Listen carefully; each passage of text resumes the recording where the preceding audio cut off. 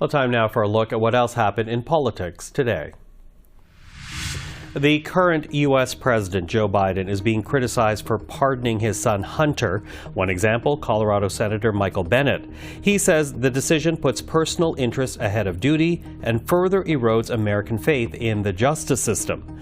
The White House is defending the pardon, though, saying partisanship led to a miscarriage of justice. Hunter Biden was waiting to be sentenced for several felony charges, including lying about being a drug addict while trying to purchase a gun. The Ontario government is launching a large ad campaign south of the border. The minute-long ad touts Ontario's business and trade ties with the United States, and it comes a week after President-elect Donald Trump threatened to slap a 25% tariff on Canadian exports.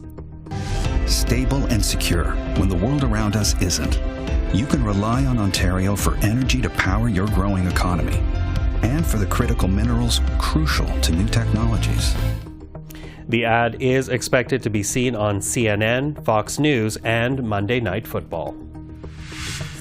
And finally, the search for the remains of 2 missing Indigenous women has begun in earnest at the Prairie Green landfill site north of Winnipeg.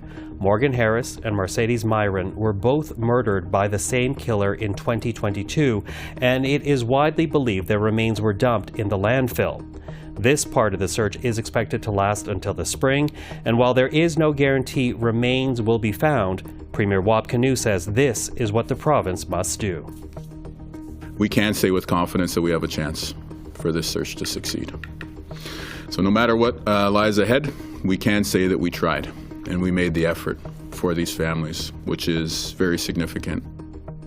The last provincial government refused to conduct the search. Well, this is a very important story, the search of the Prairie Green landfill site north of Winnipeg. And to that, let's listen one more time to Premier Wap Kinew, a bit more of what he had to say about the process. The most important part of this, however, to me, is the well-being and the safety of the families. 2 years ago to the day yesterday, the Harris family found out the news that launched this entire process. Yesterday, on exactly the 2-year anniversary of that, we returned to the site with both the Harris and the Myron families, and we stood with them in ceremony. And this morning, I was there with 2 family members as we watched that first blue truck of landfill material come down to the search facility. And it is an intense emotion that you feel standing on that site with those families. And I just want to say on behalf of the people of Manitoba that we are making this effort to find your loved ones. And I hope that you know that you are loved and valued, and that Morgan and Mercedes are loved and valued. And to all people in Manitoba who've watched this whole journey unfold in a very public way, I want us to say that this is a value statement about who we are as Manitobans.